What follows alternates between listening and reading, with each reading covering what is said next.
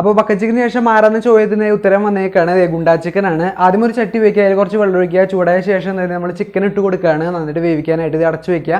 തുറന്ന് കിട്ടുമ്പോൾ ഇങ്ങനത്തെ ഒരു അവസ്ഥയിൽ നമുക്ക് ചിക്കൻ കിട്ടും. നമ്മുടെ ചിക്കൻ അടിപൊളിയായിട്ട് വെന്ത് കിട്ടിയിട്ടുണ്ട്.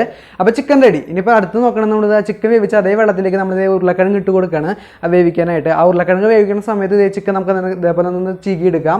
നമ്മുടെ ഉരുളക്കിഴങ്ങും ഇത് നന്നായിട്ട് വെന്ത് കിട്ടിയിട്ടുണ്ട്, നന്നായിട്ട് ഉടച്ചെടുക്കുകയാണ്. അതിലേക്ക് നമ്മുടെ ചീകി വെച്ച ചിക്കൻ്റെ പീസുകൾ ഇട്ട് കൊടുക്കുകയാണ്, നന്നായിട്ട് മിക്സ് ചെയ്യുക.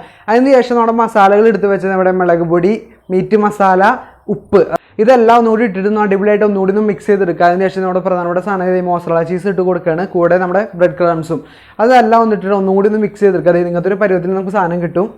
അപ്പോൾ നമുക്ക് അടുത്ത് വേണ്ടത് ചിക്കൻ്റെ കാലുണ്ടാക്കാനുള്ള കമ്പുകളാണ്. ഈ കമ്പുകൾ എന്തിനാണെന്ന് വെച്ചാൽ നമുക്ക് വഴിയിൽ മനസ്സിലാവും. അപ്പോൾ അതേ നമ്മൾ കമ്പുകൾ എടുത്തേക്കാണ്. അതേ കമ്പുമേ നമ്മുടെ ചിക്കൻ്റെ ലെഗ് പീസിൻ്റെ സെയിം ഷേപ്പിൽ നമ്മുടെ മിക്സ് നന്നായിട്ട് റോൾ ചെയ്തെടുക്കുകയാണ്. അതിനുശേഷം നമ്മൾ സാധാ വീട്ടിലൊക്കെ പൊരിക്കുന്ന പോലെ തന്നെ നമ്മുടെ മുട്ടയിൽ ജസ്റ്റ് ഒന്ന് ഡിപ്പ് ചെയ്ത് കൊടുക്കുകയാണ്. എഗ്ഗിലൊന്ന് മിക്സ് ചെയ്ത ശേഷം നമ്മുടെ തൊട്ടപ്പുറത്തിരിക്കണം നമ്മുടെ ബാക്കിയുള്ള ബ്രെഡ് ക്രംസിൽ ഒന്ന് ജസ്റ്റ് ഒന്ന് റോൾ ചെയ്തെടുത്തിട്ട് ജസ്റ്റ് ഒന്ന് മാറ്റി വെക്കുകയാണ് നമ്മൾ. അപ്പോൾ റോൾ ചെയ്ത് അവസാനം നമ്മുടെ ഒരു 5 ഗുണ്ടാ ചിക്കൻ ഞാൻ സെറ്റ് ചെയ്തിട്ടുണ്ട്. എനിക്ക് ഈ ഫുഡിൻ്റെ ഐറ്റംസ് ഒക്കെ ഭയങ്കര ഇഷ്ടമായതുകൊണ്ടാണ് ഞാൻ ഇത്രയൊക്കെ ഉണ്ടാക്കുന്നത്. അപ്പോൾ നിങ്ങൾക്ക് വേണമെങ്കിൽ കുറച്ചൊക്കെ ഉണ്ടാക്കാം. അപ്പോൾ അടുത്ത് നമ്മുടെ ഗുണ്ടാ ചിക്കൻ പൊരിക്കേണ്ട വിഭാഗത്തിലേക്ക് കിടക്കുന്നത് ചട്ടി വെച്ചു, വെളിച്ചെണ്ണ ഒഴിച്ചു. ചൂടായ ശേഷം നമ്മുടെ ഗുണ്ടാ ചിക്കൻ ഓരോന്നായിട്ട് ഇട്ട് കൊടുക്കുകയാണ്.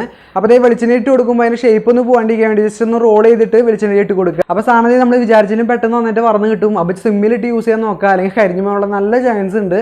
നമ്മുടെ സാധനം ആയിട്ടുണ്ട്, നമ്മൾ പ്ലേറ്റിലേക്ക് മാറ്റിയിട്ടുണ്ട്. അപ്പോൾ നമ്മൾ ഉണ്ടാക്കി അവസാനം നമ്മുടെ ഗുണ്ടാ ചിക്കൻ റെഡി ആയിട്ടുണ്ട്, നല്ല അടിപൊളിയായിട്ടുണ്ട്. അതിന് കളർ കാണുമ്പോൾ നമ്മുടെ വായിലൊക്കെ വെള്ളം വരുന്നുണ്ട്. ജസ്റ്റ് ഞാൻ ടേസ്റ്റ് നോക്കിയിട്ട് എങ്ങനെയാണെന്ന് വെച്ചാൽ കാര്യങ്ങൾ പറയാം. അപ്പോൾ നമ്മുടെ ഗുണ്ടാ ചിക്കൻ ഞാൻ ജസ്റ്റ് ഒന്ന് ടേസ്റ്റ് ചെയ്ത് നോക്കി. മോനെ ഒന്നും പറയില്ല, പൊള്ളി സാധനം.